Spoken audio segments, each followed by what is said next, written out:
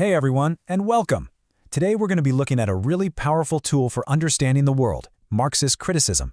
Now let's be super clear right up front. This is not about politics. We're not picking sides. Instead, think of this as a new pair of glasses, a unique lens to look at the movies we love, the books we read, and pretty much all the culture that surrounds us. So let's go ahead and try them on and see what the world looks like when you decide to follow the money. So I want to kick things off with this question right here because it gets right to the heart of everything. What if all the big ideas, our philosophies, our art, our beliefs, what if all of it is actually shaped by something much more, well, basic? Economics. What if the real story of our world isn't written in grand ideas, but in dollars and cents? It's a pretty radical thought, I know, but it's the foundation for everything we're about to dive into. All right, let's get right into it. The first big piece of the puzzle is the core idea. And honestly, it all boils down to one thing. It's all about economics. And here it is, the main principle.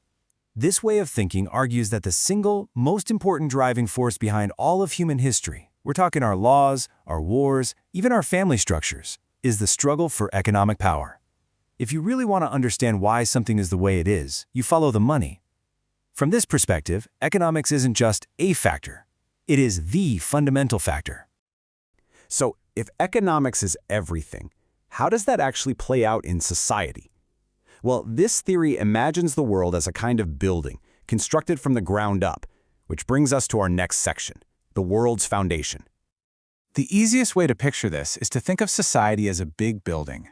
The foundation of that building, what this theory calls the base, is the economic system. It's the factories, the technology, the resources, all the material stuff. Then, everything else, the rest of the building that sits on top of that foundation, is called the superstructure. This is where you find culture, art, law, politics, religion, you name it. And here's the kicker.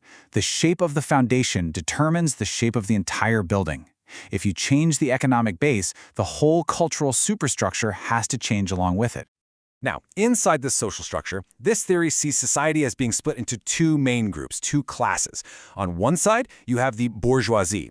You can just think of them as the haves. They're the ones who own and control the base, the resources, the factories. On the other side, you've got the proletariat, or the have-nots. This is the vast majority of people, the ones who actually do the labor that creates all the wealth, but they don't own the means to produce it. And from this viewpoint, the entire story of human history is basically the story of the conflict between these two groups. Okay, so if the system is built on this constant tension and conflict, you have to ask, what stops it all from just, falling apart? The answer, according to this theory, is a really powerful and kind of invisible force called ideology. It's the very belief systems that shape how we see reality. So an ideology isn't just a political belief. It's much deeper. It's a whole system of beliefs that feels totally natural, just like plain old common sense. It's the stuff we absorb from our culture without even thinking about it. And the theory goes that the most effective, most powerful ideologies are the ones we don't even see as ideologies at all. To us, they just seem like the truth. And this is how an ideology that props up the powerful is said to work. First, it takes a specific agenda. Then, it sells that agenda as just the normal, natural way of doing things. In doing so, it effectively puts blinders on people, hiding the real economic situation around them. And what's the end result? The existing power structure, the haves, gets to stay right where it is. A really clear example of this in action is a concept called false consciousness. Just think about the American dream, the idea that if you work hard enough, you can achieve anything. Well, a Marxist critic would look at that and say it's a perfect ideological tool. Why?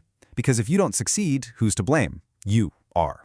It turns a potential failure of the system into a personal failure, and in doing so, it covers up the real inequalities by making success seem like it's all about individual grit.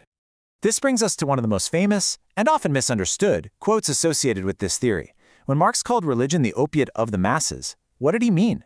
Well, from this lens, religion is seen as another powerful ideology. It's like a painkiller. It soothes the suffering of an oppressive life by promising a great reward in the afterlife. And if you're focused on that future reward, you're maybe less likely to fight to change your miserable conditions right here on Earth. And that, the theory says, serves the interest of the ruling class. All right, let's zoom in a little bit. How does capitalism, which is the dominant economic system in so much of the world, actually go about shaping what we value and even the way we think?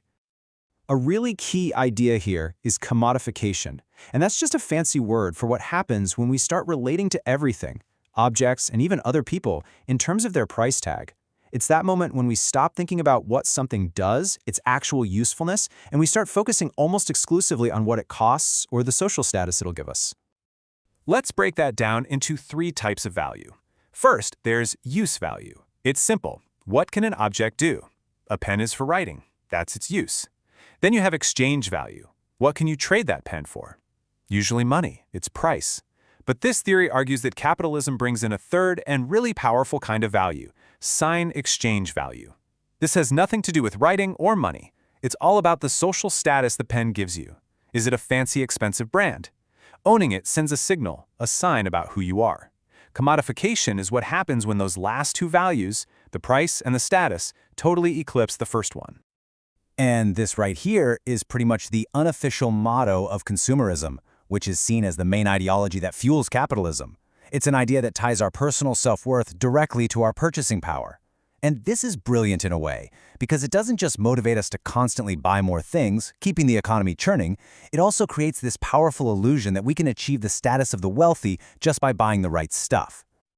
Okay, so we've covered a lot of theory, base, superstructure, ideology. But so what? What's the point? How do we actually use any of this? Well, let's take this lens and apply it to something real, like a piece of literature. The whole foundation of Marxist literary criticism is this: no work of art is ever created in a vacuum. A novel, a play, a poem, it's always a product of the world that made it. It's seen as a direct reflection of the economic realities and the ideological battles that were happening at that time. To make this super clear, let's take a concrete example. How would this economic lens change the way we read a classic American play, like Arthur Miller's Death of a Salesman? A typical reading of the play might focus on Willy Loman's personal flaws, his psychology, his bad choices. We see it as the tragedy of one man. But if you put on these critical glasses, the focus shifts dramatically. A Marxist reading would say Willy Loman isn't just a flawed guy. He's a victim of a flawed system. His tragedy isn't just his own. It's the tragedy created by the crushing weight of consumerism and the empty promises of the American dream ideology. So in the end, this lens is really a toolkit. It gives you a whole new set of questions to ask about any piece of culture you come across. You can start asking, hey, who has the power in this story and why? Is this movie reinforcing the status quo, or is it trying to critique it? Does this story subtly suggest the world is a fair place, or is it exposing an injustice? Asking these questions can unlock a whole new layer of meaning you might never have seen before. And really, that's the whole point of a critical theory like this. It's to give you a new lens. It doesn't have to be the only way you see the world, of course, but adding it to your toolkit can radically change your perspective. So the last question is for you. The next time you watch a movie or read a book, try putting on this lens. What hidden messages about money, power, and class do you suddenly start to see? You might be surprised.